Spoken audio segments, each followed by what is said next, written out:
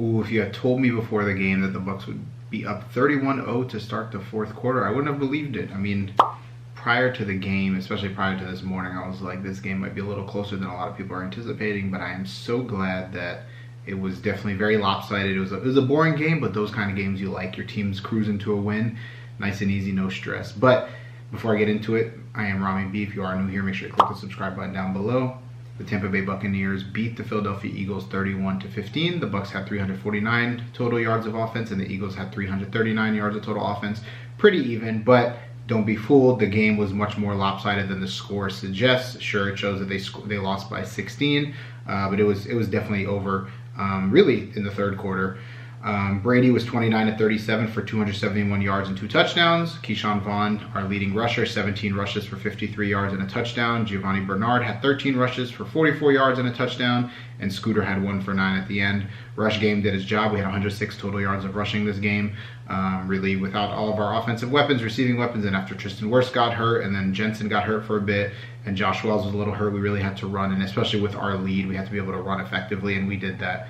On the receiving end, Mike Evans had 9 catches for 117 yards and 1 touchdown, and now he is the only player in franchise history to have 100 receiving yards in the playoffs with a receiving touchdown. Last year against Washington, he had over 100 yards, but he did not have a touchdown. And then he also joins Keyshawn Johnson as the only players in Bucs franchise history with 300 plus receiving yards in the playoffs.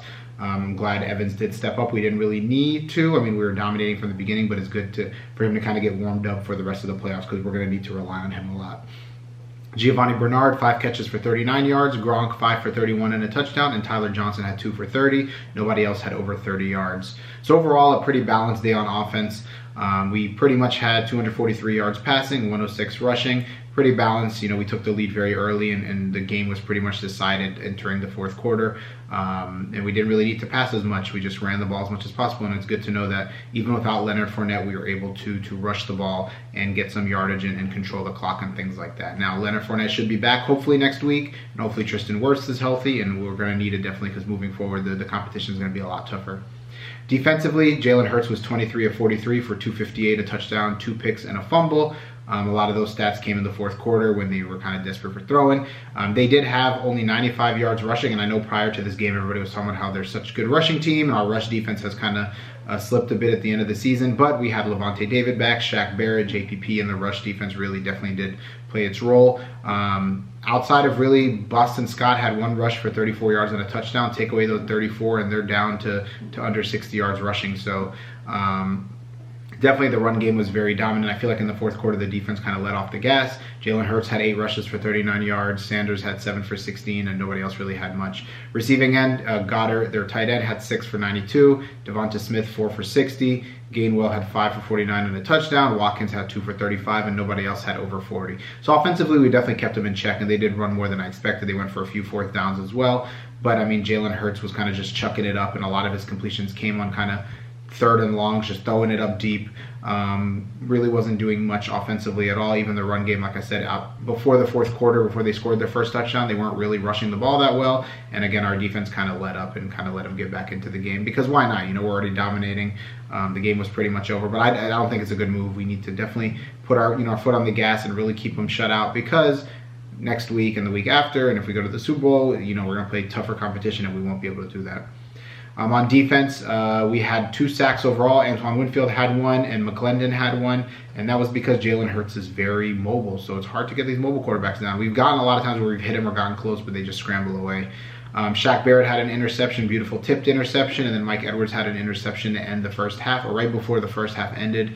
Jalen Hurts saw that Jamel Dean slipped and Devonta Smith was wide open in the side of the end zone, and Mike Edwards hustled, ran in and caught that and intercepted it. So definitely a good performance by the defense. They weren't really able to run the ball as much. But some cool stats that I saw. Brady, they're the Bucs now since 2020. We are 23-0 and leading at halftime. We're the only team that hasn't lost a game after leading at halftime since 2020. I know it was like the Rams stat, but they did this year.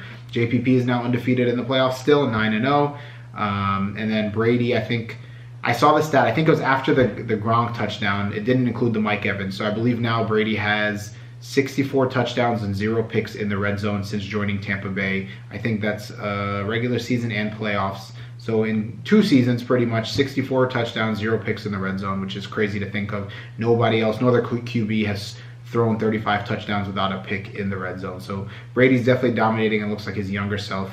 Looks like he's going to be around for a while. He was definitely very excited, didn't want to be taken out of the game, even when the game was out of reach. But next week is going to be tough.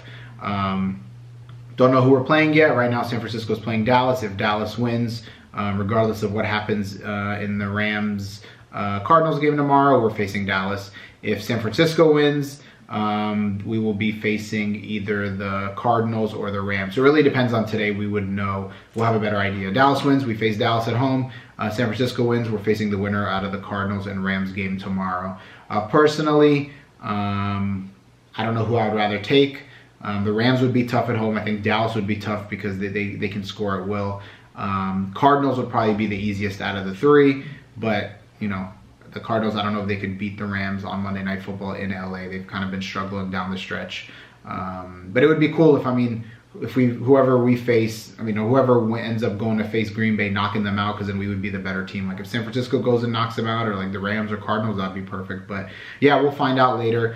Really in a couple of hours, if Dallas wins, it's locked for us to face Dallas next week, which will probably end up being a Saturday night or Sunday night game because it's Brady, draws eyeballs, Dallas, the biggest market, or the biggest, America's team. So yeah, I don't want to go into predictions. Sure, if we face Dallas, we could beat them. Our defense is healthy finally.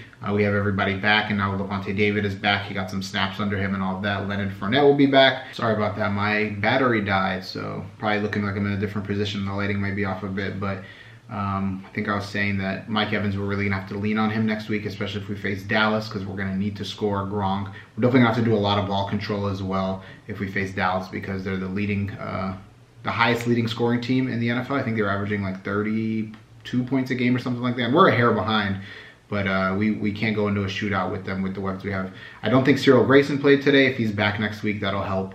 But yeah, I think we need to really lean on the run game like we did last year in the playoffs and play clean, clock controlling football. But yeah, Bucs Nation, wonderful win, great first round, cruised, easy win for us. Next week is where it's really going to get tough. We got 3 more games to go to win it all. And yeah, let's root for the Bucs. Let's go behind them. Great to see the fans get a win. We haven't played a home playoff game since 2007, which we did lose. I don't think we won a home playoff game since 2002, if I remember correctly. Because in 2006 we didn't win any. 2007 we didn't win any. Yeah. And last year the Super Bowl technically doesn't count as a home game. It is a neutral site. It's not a home game because it wasn't worked by Bucs fans or Bucs workers, and we didn't shoot the cannons and all of that. So technically the Super Bowl was a neutral game since the majority of Bucs tickets, the season tickets didn't work and all that kind of stuff. And it was like open for anybody really. So this is the first one. It's good to see the Bucs fans get a win. Glad the weather, turned out okay. But yeah, definitely exciting. And now we're back to round 2 of the playoffs. Brady's hype, after the whole AB thing going on and everything he said on that podcast. I'm pretty sure Brady has a chip on his shoulder. But yeah, Bucs Nation, comment down below what you thought of the game. And as always, let's go Bucs. Bring on whoever is next, and let's go get this W en route to another Super Bowl. So yes, let's go Bucs. And as always, I am out. Let's go! You a Buccaneer fan? Let me know. Let me know. We about to win this thing at home. Let's go! Buccaneers.